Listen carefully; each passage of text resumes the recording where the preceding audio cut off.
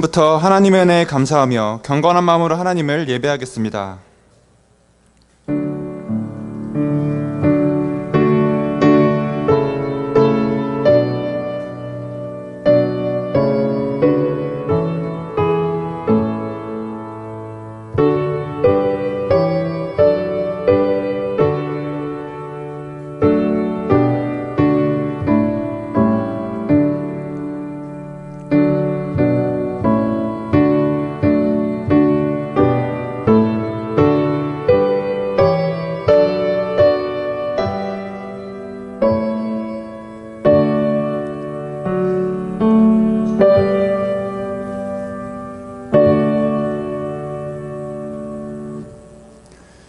사랑과 은혜가 풍성하신 하나님 아버지, 하나님의 거룩하심과 존귀하심을 찬양하오며 하나님의 나라와 다스리심이 이 땅 가운데 임하시기를 기도합니다.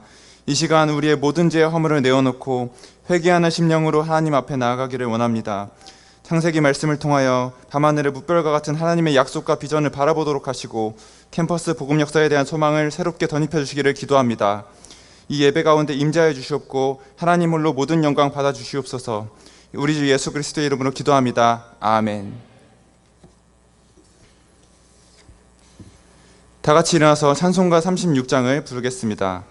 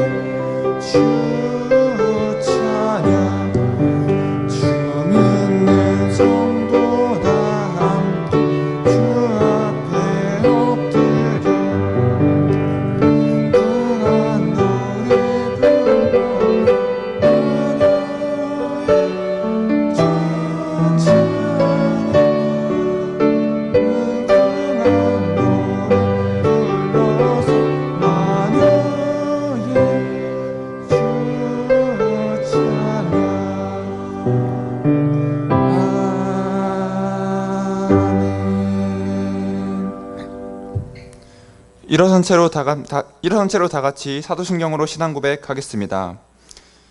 나는 전능하신 아버지 하나님 천지의 창조주를 믿습니다. 나는 그의 유일하신 아들 우리 주 예수 그리스도를 믿습니다. 그는 성령으로 잉태되어 동정녀 마리에게서 나시고 본디오 빌라도에게 고난을 받아 십자가에 못 박혀 죽으시고 장사된 지 사흘 만에 죽은 자 가운데서 다시 살아나셨으며 하늘을 오시어 전능하신 아버지 하나님 우편에 앉아 계시다가 거기로부터 살아있는 자와 죽은 자를 심판하러 오십니다. 나는 성령을 믿으며 거룩한 공회와 성도의 교제와 죄를 용서받는 것과 몸의 부활과 영생을 믿습니다. 아멘. 앉아주십시오. 김태진, 이세아 목자님들께서 대표 기도해 주시겠습니다.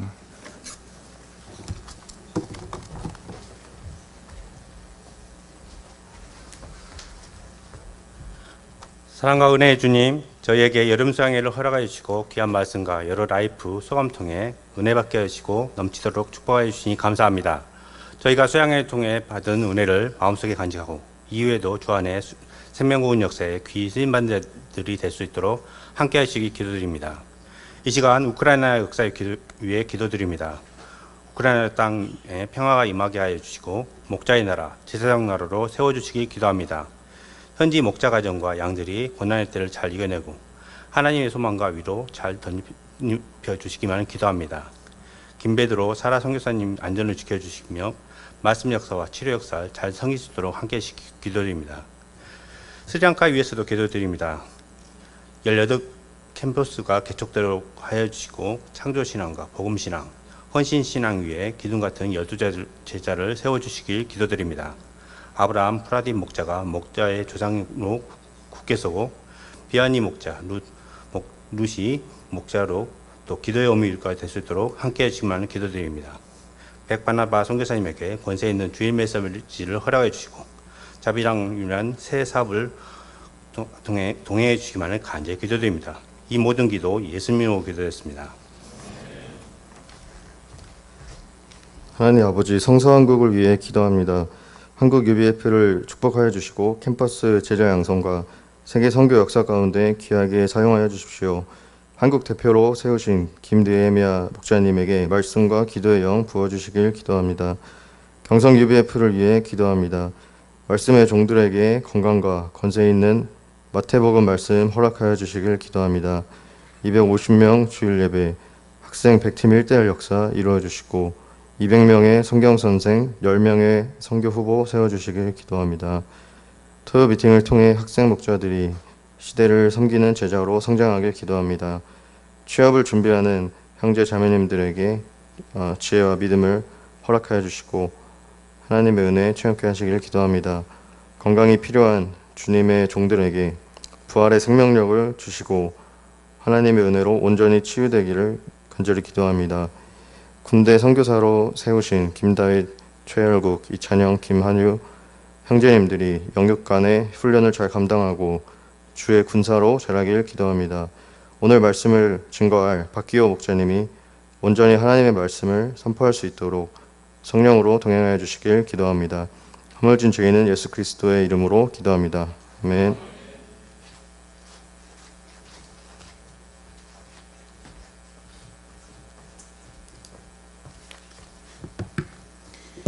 오늘 본문 말씀은 창세기 42장 1절에서 45장 28절 말씀입니다. 이 중에서 45장 1절에서 15절 말씀을 한 절씩 번갈아 읽겠습니다.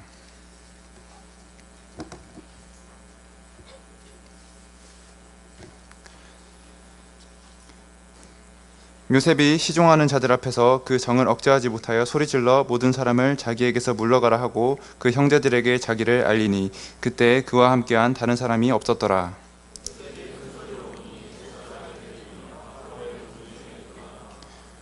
요셉이 그 형들에게 이르되 나는 요셉이라 내 아버지께서 아직 살아계시나이까. 형들이 그 앞에서 놀라서 대답하지 못하더라.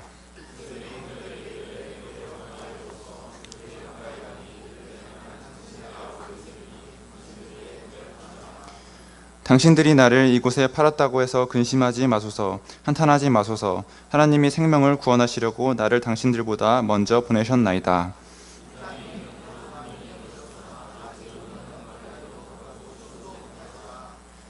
하나님이 큰 구원으로 당신들의 생명을 보존하고 당신들의 후손을 세상에 두시려고 나를 당신들보다 먼저 보내셨나니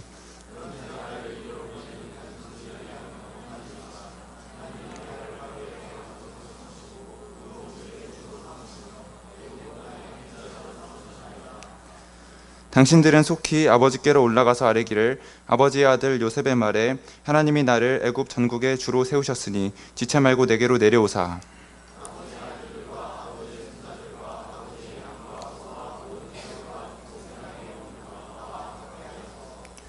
흉년이 아직 5해가 있으니 내가 거기서 아버지를 복량하리이다. 아버지와 아버지의 가족과 아버지께 속한 모든 사람에게 부족함이 없도록 하겠나이다 하더라고 전하소서. 당신들의 눈과 내 아우 베냐민의 눈이 보는 바 당신들에게 이 말을 하는 것은 내 입이라. 당신들은 내가 애굽에서 누리는 영화와 당신들이 본 모든 것을 다 내 아버지께 아뢰고 속히 모시고 내려오소서 하며 자기 아우 베냐민의 목을 안고 우니 베냐민도 요셉의 목을 안고 우니라. 요셉이 또 형들과 입맞추며 안고 오니 형들이 그제서야 요셉과 말하니라.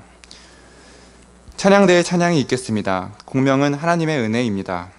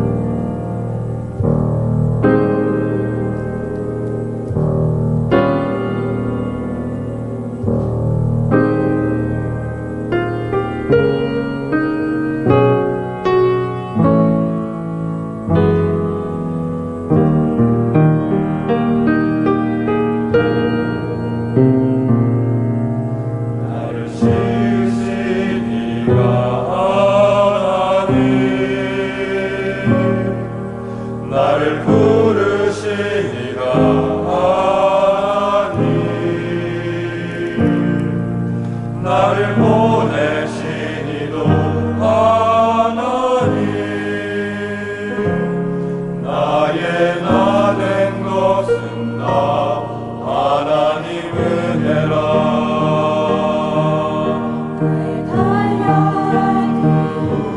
달려야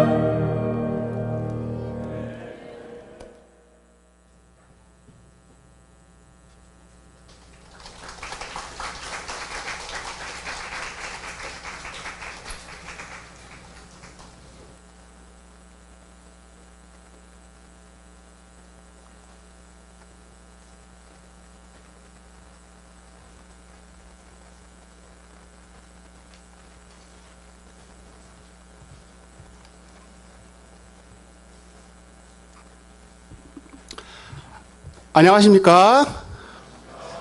은혜로운 수양에도 이제 마지막 날입니다. 저는 경희대학교 병원에서 근무하는 박교우입니다.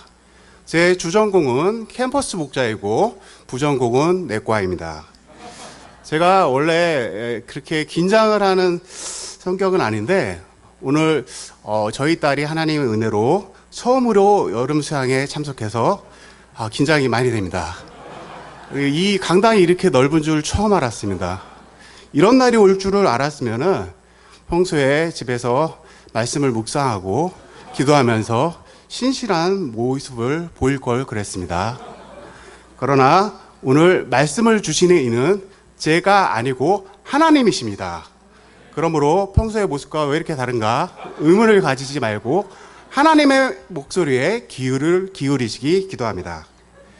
여름수양의 주제 4강 말씀의 제목은 나를 보낸 이는 하나님이시라. 요절은 45장 7절과 8절입니다. 다 같이 읽어보시겠습니다. 시작. 하나님이 큰 구원으로 당신들의 생명을 보존하고 당신들의 후손을 세상에 두시려고 나를 당신들보다 먼저 보내셨나니 그런즉 나를 이리로 보낸 이는 당신들이 아니요 하나님이시라. 하나님이 나를 바로에게 아버지로 삼으시고 그 온 집의 주로 삼으시며 애굽 온 땅의 통치자로 삼으셨나이다. 오늘 창세기의 마지막은 요셉의 이야기입니다. 요셉의 일생은 자신의 의지와는 무관하게 어디론가 떠밀려 다녀야 하는 연속이었습니다. 형들의 시기와 질투로 구덩이에 내던져졌고 애굽의 노예로 팔려가야 했습니다. 억울한 누명을 쓴 채 가장 깊은 감옥으로 내려가야 했습니다. 그렇다면 요셉은 왜 이토록 고단한 인생을 살아야만 했을까요? 이 시간 요셉과 그 가족의 이야기를 통해 하나님께서 우리 인생을 어떻게 인도하시는지 그리고 그 섭리 안에서 우리는 어떻게 살아가야 하는지 알아보는 시간이 되고자 합니다. 제1장 예비하시는 하나님. 요셉의 형들이 요셉을 구덩이에 던지고 이스마엘 상인들에게 판 지 벌써 22년이 흘렀습니다. 지금 가나안 땅의 야곱과 그 가족들은 기근과 흉년으로 굶어 죽을 위기에 처했습니다. 2절을 다 같이 읽어보시겠습니다. 시작. 야곱이 또 이르되 내가 들은즉 저 애굽에 곡식이 있다 하니 너희는 그리로 가서 거기서 우리를 위하여 사오라. 그러면 우리가 살고 죽지 아니하리라 하매. 야곱은 가족들이 굶어 죽을 위기에 처하자 10명의 아들을 곡식을 사오도록 애굽으로 보냈습니다. 그러나 사랑하는 아들 베냐민만은 보내지 않았습니다. 형들이 애굽에 도착했을 때 그들을 맞이한 것은 다름 아닌 애굽의 총리가 된 요셉이었습니다. 6절을 보시면 요셉의 형들은 요셉을 알아보지 못한 채 그 앞에 엎드려 절하고 있습니다. 하지만 요셉은 형들을 단번에 알아보았습니다. 그리고 그 순간 요셉의 과거 소년 시절의 꿈이 현실로 정확히 이루어지고 있음을 깨달았습니다. 소년 시절 요셉은 자신의 곡식단에 형들의 곡식단이 절하고 해와 달과 11별이 자신에게 절하는 꿈을 꾸었습니다. 그런데 지금 그 꿈의 장면이 눈앞의 현실과 그대로 겹치고 있는 것입니다. 이 순간 요셉의 인생에서 이해되지 않았던 수수께끼들이 풀리는 순간이었습니다. 하나님은 요셉 가족에게 닥칠 기근을 미리 아시고 그 가족을 살리시고자 요셉을 애굽 땅에 미리 보내신 것입니다. 그리고 요셉을 애굽 땅의 총리로 삼으시고 7년의 풍년 동안 곡식을 저장하고 형들을 맞이할 준비를 하셨던 것입니다.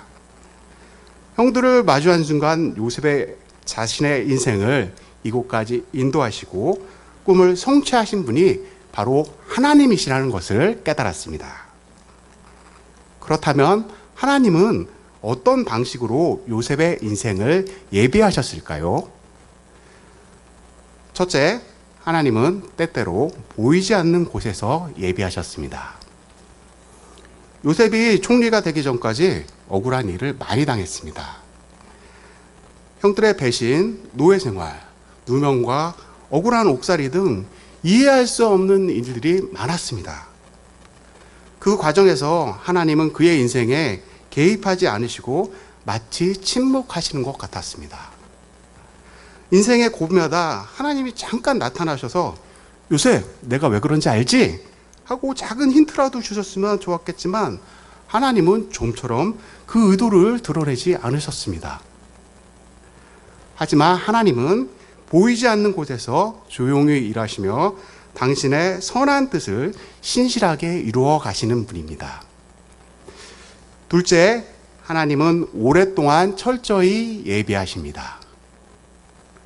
요셉이 17세의 꿈꿈이 현실로 이루어지기까지는 무려 22년이라는 시간이 필요했습니다. 사람이 보기에는 그 예비의 시간이 너무 길어서 지치고 힘들게 느껴질 수 있습니다. 그러나 하나님은 조급히 서두르지 않으십니다. 오히려 우리 인생이 깊은 뿌리를 내릴 때까지 오랫동안 철저히 준비시키십니다.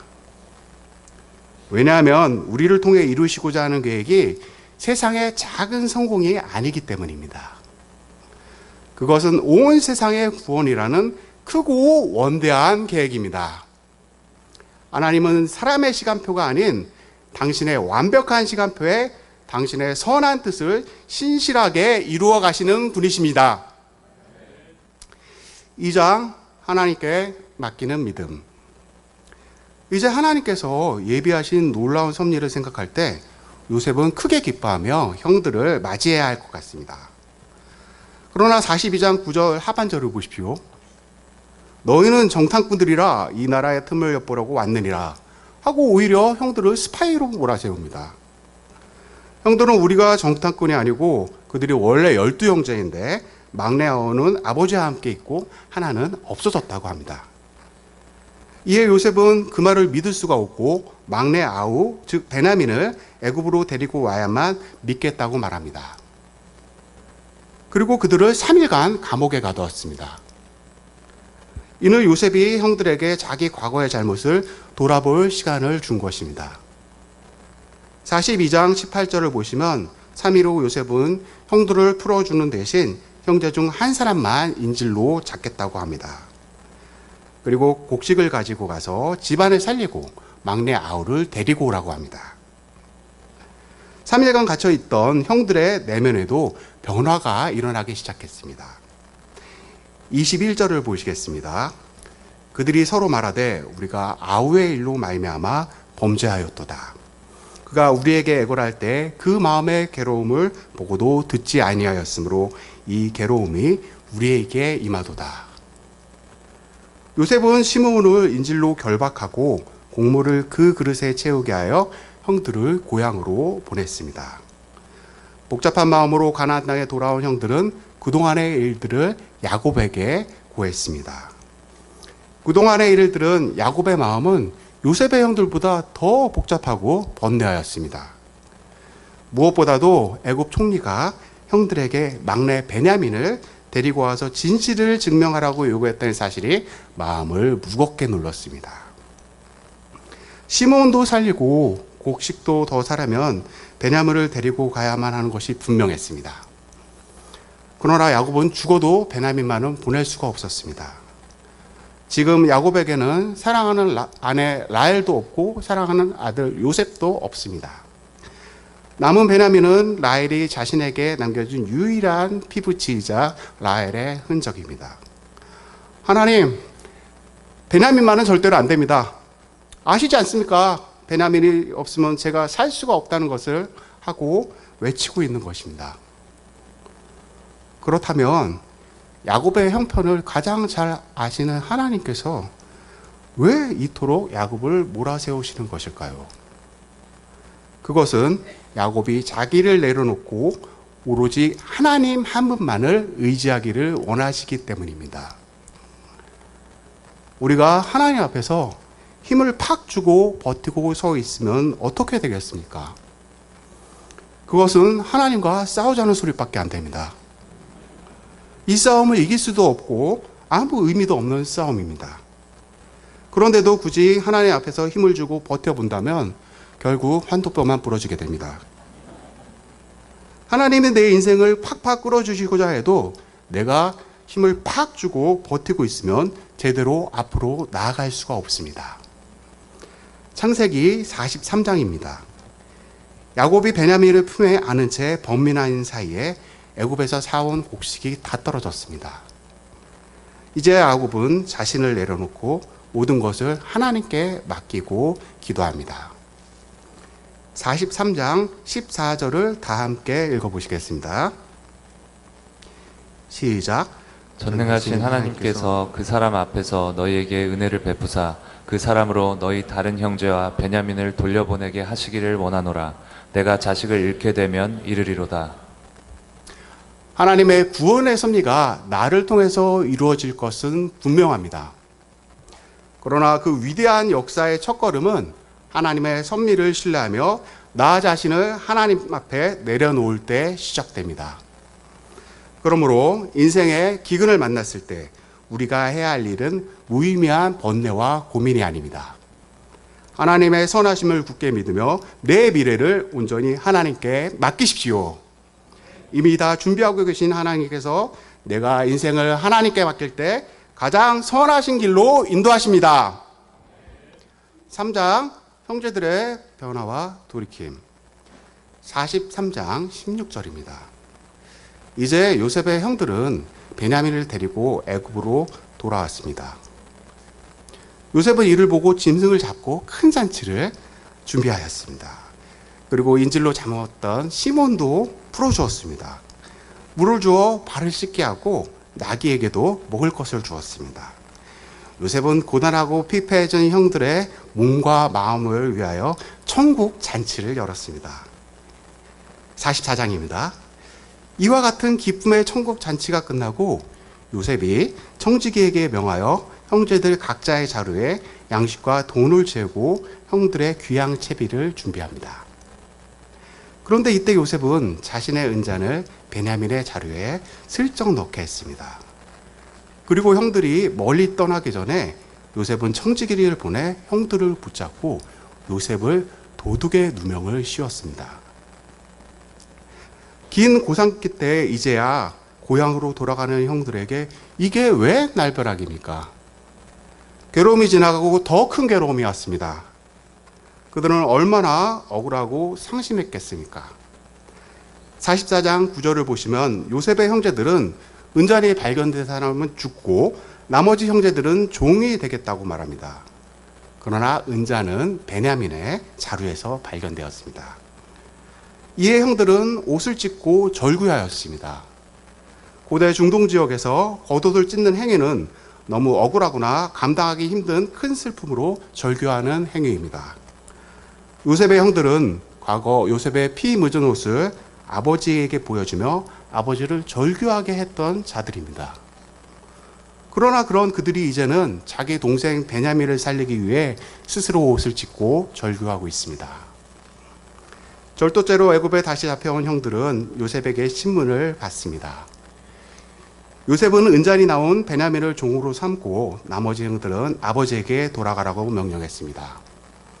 하지만 유다는 만약 베냐민이 함께 돌아가지 않는다면 아버지가 슬피 울다 죽음을 맞이해야 할 것이라고 간절히 호소했습니다. 그리고 마침내 자신이 베냐민을 대신해 애굽의 종으로 삼겠다고 선언합니다. 이처럼 하나님은 야곱과 요셉을 긴 인생의 세월 동안 변화시키신 것처럼 요셉의 형들도 하나님의 역사에 합당하게 빚어내셨습니다. 하나님은 그들을 정탐꾼으로 몰기도 하셨고 감옥에 가두기도 하셨습니다. 그리고 요셉처럼 억울한 누명을 쓰게도 하셨습니다.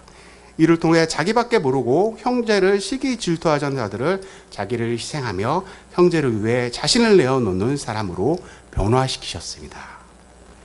그리고 이 마지막 은잔의 시험을 통하여 요셉의 형들을 구원 역사에 합당한 온전한 믿음의 조상으로 세워주신 것입니다. 우리도 요셉의 형들처럼 온갖 고생 끝에 이제야 살만하다 싶을 때 마지막 은잔의 시험을 마주할 수 있습니다. 그러나 이것은 결코 슬퍼하거나 탄식할 일이 아닙니다. 오히려 마지막 해피엔딩이 머지않았다는 신호입니다. 혹시 요셉의 형들처럼 세상에서 억울한 일을 당하더라도 어떻게 이런 일이 있을 수 있지? 하나님은 왜 이리 얄궂으신가? 하고 낙심할 필요가 없습니다. 하나님 안에서 이 시련은 곧 큰 축복이 될 수 있기 때문입니다. 이는 하나님이 주신 회개의 기회입니다. 우리는 낙심의 때에 오히려 역발상을 해야 합니다. 내 마음을 찢는 진실한 회개로 마지막 은잔의 시험에 넉넉히 합격하시기를 기도합니다. 이를 통하여 요셉의 형들처럼 온전한 믿음의 조상이 되시기를 기도합니다. 마지막 장입니다. 나를 보내신 이는 하나님이시라. 이제 요셉은 마지막 은잔의 시험을 통하여 형들이 그 옛날의 형들이 아님을 깨달았습니다. 그리고 마음의 문을 활짝 열었습니다. 45장 1절입니다. 요셉이 시종하는 자들 앞에서 그 정을 억제하지 못하여 소리질러 모든 사람을 자기에게서 물러가라 하고 그 형제들에게 자기를 알리니, 드디어 요셉은 형제들 앞에서 자신이 형들로부터 버림받은 요셉임을 고백합니다. 그리고 바로의 궁중까지 들릴 정도로 큰 소리로 울었습니다. 그리고 이렇게 고백합니다. 45장 8절을 다 같이 읽어보시겠습니다. 시작. 그런즉 나를 이리로 보낸 이는 당신들이 아니요 하나님이시라. 하나님이 나를 바로에게 아버지로 삼으시고 그 온 집의 주로 삼으시며 애굽 온 땅의 통치자로 삼으셨나이다. 요셉이 고백한 하나님의 섭리는 무엇일까요? 첫째, 하나님이 구원 역사를 이루기 위해 요셉을 인생의 험지로 미리 보내셨다는 것입니다. 하나님이 요셉을 보내신 것은 따뜻한 온실이 아니라 온갖 험지였습니다. 왜냐하면 하나님의 거룩한 구원의 계획을 위해 그곳이 요셉이 반드시 가야만 하는 곳이었기 때문입니다. 그렇다면 지금 하나님께서 우리를 미리 보내신 인생의 험지는 어디입니까? 그것은 영적 험지 캠퍼스입니다. 우리는 이곳에서 캠퍼스 복음 접하가 힘들다 불평하지 말고 우리를 미리 보내신 하나님의 분명한 목적과 섭리를 기억하여야 하겠습니다. 둘째, 하나님은 악조차 선으로 바꾸십니다. 과거 형들은 시기와 미움으로 요셉을 애굽의 노예로 팔았습니다. 인간적인 관점에서 이는 비극적인 범죄이자 요셉에게는 씻을 수 없는 상처였습니다. 그러나 요셉은 자신이 애굽에 팔려온 이유가 형들의 악행 때문이 아니라 하나님이 당신의 뜻을 이루려 미리 보내셨기 때문이라고 고백합니다. 이처럼 하나님은 인간의 실수와 죄악까지도 선하게 사용하시어 당신의 선한 뜻을 이루십니다. 선한 구원 역사를 위해 자격 없는 자를 캠퍼스에 미리 보내시고 악조차 선으로 바꾸시는 하나님의 은혜에 감사와 찬송을 드립니다. 말씀을 준비하면서 나는 야곱인데 왜 요셉 말씀을 맡겼을까 하고 잠시 의문을 가졌습니다. 하지만 말씀을 묵상하는 가운데 야곱이든 요셉이든 그것이 중요한 것이 아니고 하나님이 제 인생을 여기까지 인도하셨고 제가 의지할 것도 하나님 한 분뿐임을 깨닫게 하셨습니다. 저는 자존심이 세고 눈치가 없어서 군대 철책선 최전방에서 구타 욕설을 많이 당했습니다. 쉰이 넘은 지금도 조금 스트레스를 받거나 힘든 일이 있으면 그날 밤에 여지없이 군대로 돌아가는 꿈을 꾸곤 합니다. 그러나 이런 지옥 같은 2년 6개월을 하나님께 기도함으로 무사히 견딜 수 있었습니다. 그러므로 그런 이후에 제대 후 경희의대에 입학한 후에 정문에서 진유세 선교사님이 성경 말씀 관심 있으세요? 녹차나 한잔 하실래요?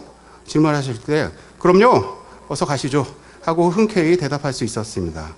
하나님은 군대 광야훈련을 통해서 제가 경희대 캠퍼스에서 6년간 세상 욕심을 쫓으며 무의미하게 인생을 낭비하지 않도록 준비하신 것입니다. 캠퍼스에서 후배들을 말씀으로 섬기며 축복된 목자의 인생을 살도록 예비하신 하나님께 감사드립니다. 그러나 저는 하나님께 받은 은혜를 금방 망각하고 의대 졸업 후 세상 욕심을 쫓아 서울 아산병원으로 향했습니다. 그곳에서 좋은 논문을 써서 성공하자 하였으나 좋은 논문은커녕 연구를 시작하지 3년이 지났지만 논문을 한 편도 출판하지 못했습니다. 저보다 늦게 펠로우 트레이닝을 받은 후배들도 논문을 많이 써서 각 대학의 전임 교수로 다 떠났습니다. 원래 저는 세계적인 잡지에 멋진 논문을 출판하고 여유 있게 결혼하고자 하는 인간적인 계획이 있었습니다. 하지만 논문이 너무 안 되다 보니 여유 있게 결혼하긴커녕 이러다 곧 40 되겠다 싶어서 믿음의 가정을 결단하게 되었습니다. 돌아보니 이는 제가 인생 가운데 한 일 중에서 가장 잘한 일 중에 하나입니다. 하지만 이는 제가 아니고 하나님께서 하신 일임을 깨닫게 됩니다. 못된 믿음의 가정을 이루고 캠퍼스에 뿌리 내리게 하시려는 하나님의 선한 의도에 감사드립니다. 믿음의 가정을 이룬 후 갑자기 논문이 폭발적으로 쏟아져 나와서 몇 달 만에 혜성처럼 경희의대에 교수 목자로 올 수 있게 되었습니다. 원래 저는 취업하는데 논문이 필요하면 국립중앙의료원으로 갈 예정이었습니다. 하나님께서는 저를 캠퍼스 역사에 쓰시려고 논문조차도 제 시간표가 아니라 하나님의 시간표에 따라 출판시키셨습니다. 2013년에 경희대병원으로 와서 이제 좀 살만하다 싶었습니다. 그러나 수년이 지나자 하나님께서는 또 다른 고난을 주셨습니다. 아버지를 파킨슨병 치매를 진단받게 하시고 저희 집에서 돌보게 하셨습니다. 제가 동역자에게 한마디 상의도 없이 아버지를 저희 집으로 모시고 왔지만 저희 동역자는 아무 불평도 하지 않고 수년간 저와 힘을 합쳐서 간병하였습니다. 아버지 간병과 코로나 환자 진료로 심신이 지친 저에게 극심한 불면증이 찾아왔습니다. 잠을 못 자는 것도 힘들었지만 그것보다 더 힘든 것은 거의 날마다 괴이한 악몽에 몇 년간 시달렸다는 것입니다. 너무 괴이한 악몽으로 시달리다가 보니까 군대로 돌아가는 꿈을 꾼 날은 오히려 기분이 좋을 지경이었습니다. 불면증에 관한 논문과 문헌을 하도 많이 읽고 공부해서 불면증 박사가 되었습니다. 불면증에 대해서 저를 관찰하고 공부한 것에 대한 불면증 일기도 4년간 100페이지 넘게 썼습니다. 그러나 저의 불면증은 좋아지기는커녕 점점 더 나빠졌습니다. 불면증뿐 아니라 인지기능장애, 만성전립선염, 만성비염, 수면무호, 범불안장애 등으로 직장에서 제대로 일을 할 수가 없었습니다. 그런데도 불구하고 저는 자기를 붙잡고 하나님께 자신을 내려놓지 못했습니다. 오히려 인지기능장애 일기, 수면무호 일기 등을 더 추가하면서 제 힘으로 해결해 보고자 하였습니다. 그런데 어느 날 저는 72시간 연속으로 잠을 못 자다가 결국 전신 경련을 하였습니다. 이 사건을 계기로 살든 죽든 이제 제 인생을 하나님께 맡기자고 결단했습니다. 인생의 생로병사가 모두 하나님께 있음을 인정할 수밖에 없었습니다. 하나님께서 저를 치유해 주신다면 귀한 캠퍼스 목자로 살겠다고 기도하였습니다. 하나님은 저의 서원을 들으시고 금년 초부터 숙면을 주셨습니다. 이제는 언제 불면증으로 고생했나 싶게 초저녁부터 잠이 쏟아집니다. 이처럼 여러 인생 가운데 저를 캠퍼스 목자로 믿으시려는 하나님의 섭리가 있음을 깨닫습니다. 자격 없는 자를 캠퍼스 목자로 믿으시는 하나님의 섭리에 감사 찬송 드립니다. 그런데도 저는 캠퍼스 후배들을 말씀으로 섬기는 것이 여전히 부담스러웠습니다. 왜냐하면 고집 세고 예민한 저 자신을 생각할 때 그들도 만만치 않으리라 생각되었기 때문입니다. 하지만 오늘 말씀을 통해 깨닫게 됩니다. 저도 캠퍼스 양들과 똑같은 죄인입니다. 그렇지만 하나님께서 구원 역사를 위해서 단지 저를 캠퍼스에 미리 보내셨기 때문에 이들을 사랑으로 감당하고 말씀으로 섬겨야 함을 깨닫습니다. 그러므로 고백합니다. 나를 경희대 캠퍼스에 미리 보내신 이는 하나님이시라. 이 하나님께서 저 같은 자격 없는 자도 캠퍼스 구원 역사에 귀하게 사용하실 주실 것을 믿습니다. 이를 위하여 구체적으로 집에서도 일용할 양식과 소감을 신실히 감당하는 가운데 주 전공을 잘 살리는 자가 되겠습니다. 결론입니다. 우리는 요셉과 그 가족들처럼 때때로 인생 험지를 떠돌며 괴로움을 당할 수 있습니다. 그러나 그 안에는 하나님의 선한 구원의 계획이 있습니다. 이를 위하여 하나님은 보이지 않는 곳에서 하나님의 시간표에 따라 조용히 일하고 계십니다. 그리고 하나님의 때가 되면 반드시 그 선한 뜻을 성취하십니다. 그러므로 인생의 여러 사건 속에서 억울해하거나 괴로워할 이유가 없습니다. 나를 인도하시는 하나님의 섭리를 믿고 나를 온전히 하나님께 맡기기만 하면 됩니다. 마침내 나를 통하여 그 선하심을 드러내시고 캠퍼스 구원 역사를 이루실 것을 굳게 믿습니다. 제가 기도하고 마치겠습니다. 하나님 아버지 감사드립니다. 하나님의 선하신 섭리 가운데 자격 없는 자들을 캠퍼스에 미리 보내심에 감사드립니다. 저희가 이곳에서 하나님의 뜻에 순종하며 하나님의 크신 구원 역사를 이루는 자들이 되기를 기도합니다. 예수님의 이름으로 기도하였습니다.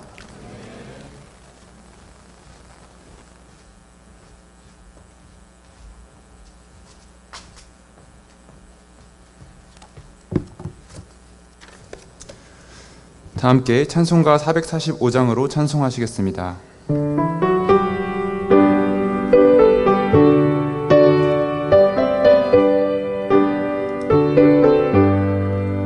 세상을 넘어 한국에 가도 빛 가운데로 걸어가면 주께서 항상 지키시기로 약속한 말씀 변치 않네. 하늘의 영광 나의 맘속에 차고도 넘쳐 할렐루야를 힘차게 불러 영원히 주를 찬양하리. 캄캄한 밤에 다닐지라도 주께서 나의 길 되시고 나에게 밝은 빛이 되시니 잃어버릴 염려 없네. 하늘의 영광 나의 맘속에 차고도 넘쳐 할렐루야를 힘차게 불러 영원히 주를 찬양하리. 공명한 그빛 마음에 닫아 찬란한 천국 바라보고 할렐루야를 힘차게 불러 날마다 빛에 걸어가리. 하늘의 영광 나의 맘속에 차고도 넘쳐 할렐루야를 힘차게 불러 영원히 주를 찬양하리. 이강현 목자님의 특송이 있겠습니다. 공명은 요셉의 기도입니다.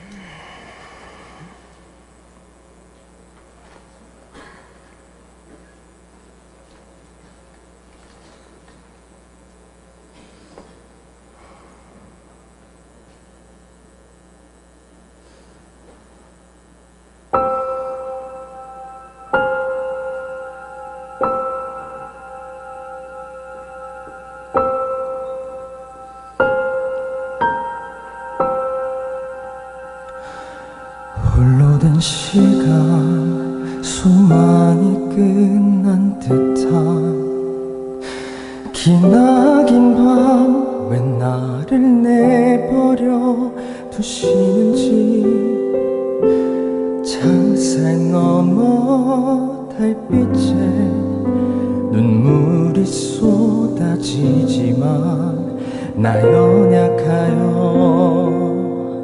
알 수 없으나 이조차 당신의 뜻이라면 견디고 바라며 인내하겠습니다. 다만 내 안에 가득 찬 모든 두려움이 떠나고 오직 믿음만이 세워지길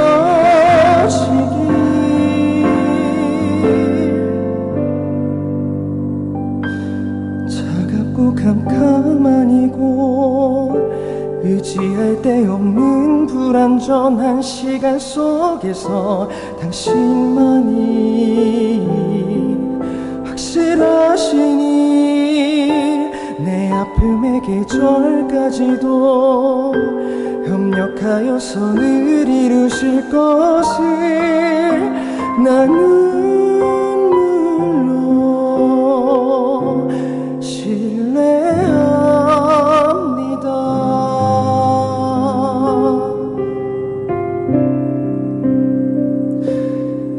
이조차 당신의 뜻이라면 견디고 바라며 인내하겠습니다. 다만 내 안에 가득 찬 모든 의심이 떠나고 오직 소망만이 세워지기 차갑고 캄캄하니고 의지할 데 없는 불안전한 시간 속에서 당신만이 확실하시니 내 아픔의 계절까지도 협력하여서 늘 이루실 것을 나는 물론 신뢰합니다.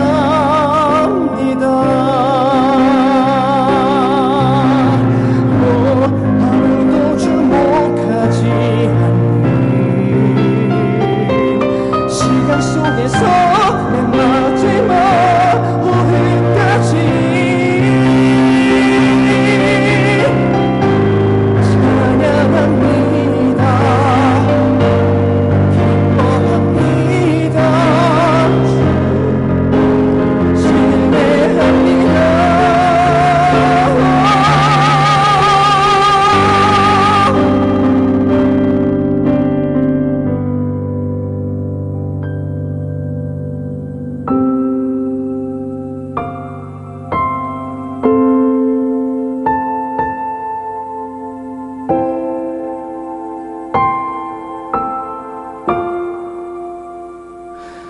차갑고 캄캄하니고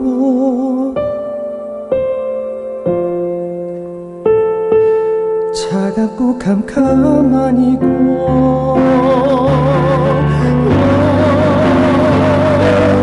차갑고 캄캄하니고 의지할 데 없는 불안전한 시간 속에서 당신만이 확실하시니 내 아픔의 계절까지도 협력하여서 늘 이루실 것을 나는 물론 신뢰합니다. 더는 묻지 않겠으니 오직 견디는 내게 주소서. 나는 물론 신뢰합니다.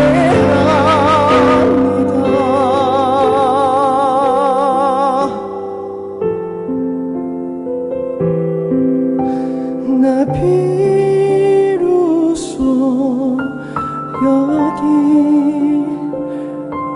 엎드립니다.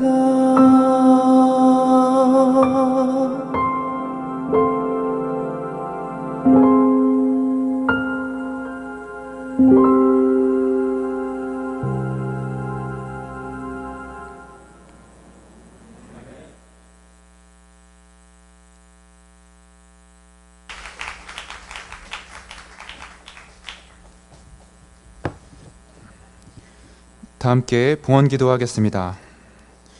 사랑과 긍휼이 풍성하신 하나님 아버지, 귀한 말씀의 은혜에 감사드립니다. 요셉의 인생을 통하여 하나님께서 세상 역사의 주관자가 되시며 하나님의 때에 약속대로 선을 이루시는 신실하신 분이심을 깊이 깨닫게 하시니 감사합니다.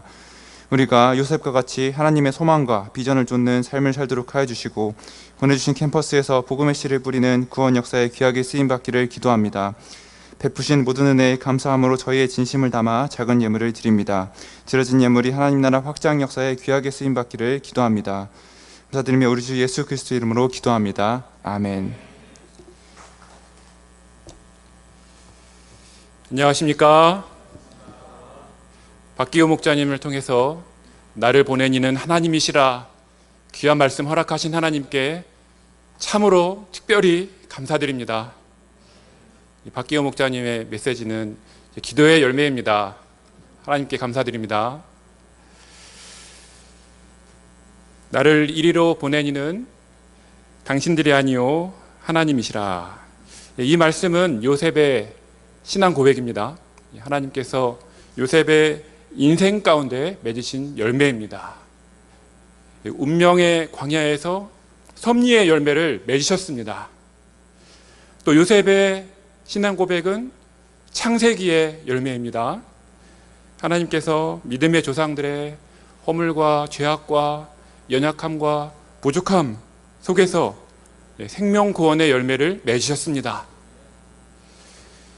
이 구원을 이루기까지 하나님께서는 믿음의 조상들을 찾아오셔서 무뼈를 보여주셨고 약속의 땅을 지키게 하셨고 또 약속의 땅으로 돌아오게 하셨고 또 약속의 땅에서 고난의 땅으로 멀리 보내기도 하셨습니다. 믿음의 조상들을 한 사람 한 사람 인격적으로 인도하신 하나님, 생명구원의 약속을 이루시는 신실하신 하나님을 찬송합니다. 또 이 하나님께 나를 맡기고 섭리의 인생을 우리 모두가 살 수 있기를 간절히 기도합니다. 아브라함이 75세에 부르심을 받고 요셉이 형들을 용서하기까지 몇 년이 흘렀는지 혹시 아시나요? 이 계산의 오리엔테이션이 서시나요? 저는 궁금했습니다. 그래서 AI를 찾아볼까 하다가 자존심이 상해서 찾아보지 않았습니다. 오늘 아침에 밥을 먹는데 양노화 목자님과 우연히 밥을 먹게 됐습니다. 양노화 목자님은 왠지 아실 것 같았습니다. 양노화 목자님은 아침밥을 씹으시면서 계산을 하셨습니다. 215년입니다. 이렇게 맞을 것으로 믿습니다. 열심히 계산하지 마시고요. 나중에 찾아보시기 바랍니다. 맞습니다. 3박 4일 동안 이 15장에서 45장까지 믿음의 조상 4대에 걸친 말씀을 7강의 말씀으로 살펴보았습니다. 아주 간략하게 살펴보았습니다. 요즘 말로 찍먹했습니다. 그러다 보니 혹시 나는 아직도 이것이 왜 섭리인지 잘 모르겠다 하신 분이 계실 수도 있겠습니다. 그래서 이제 창세기 1장부터 50장까지 우리 목자님들과 차분히 공부해 보시기를 강력하게 권해드립니다. 그래서 여기 계신 분들 한 사람도 빠짐없이 창세기 하나님을 만나고 또 창세기의 말씀에 깊이 뿌리 내리시고 생명의 열매를 맺으시기를 기도합니다. 이렇게 해서 3박 4일의 수양회가 끝이 났습니다. 은혜 많이 받으셨나요? 재미있으셨어요? 저희 기도를 들으시고 또 여름 수양회를 통해서 창세기 믿음의 조상들의 하나님을 나의 하나님으로 만나게 하시고 창세기 말씀에 뿌리를 내리게 하신 하나님께 감사 찬송 드립니다. 이 하나님께 감사와 영광의 박수를 올려드리겠습니다.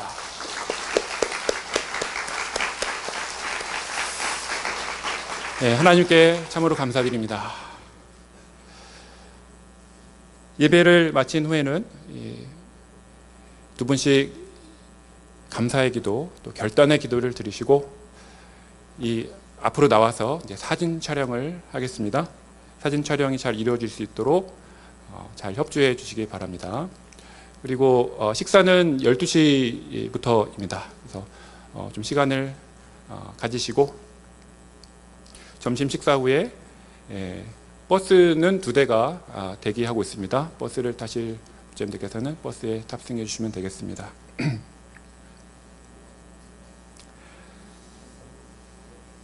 그럼 주기도문으로 예배를 마치겠습니다. 하늘에 계신 우리 아버지여, 이름이 거룩히 여김을 받으시오며 나라가 임하시며 뜻이 하늘에서 이루어진 것 같이 땅에서도 이루어지이다. 오늘 우리에게 일용할 양식을 주옵시고 우리가 우리에게 죄 지은 자를 사하여 준 것 같이 우리 죄를 사하여 주시옵고 우리를 시험에 들게 하지 마시옵고 다만 악에서 구하시옵소서. 나라와 권세와 영광이 아버지께 영원히 싸움나이다. 아멘.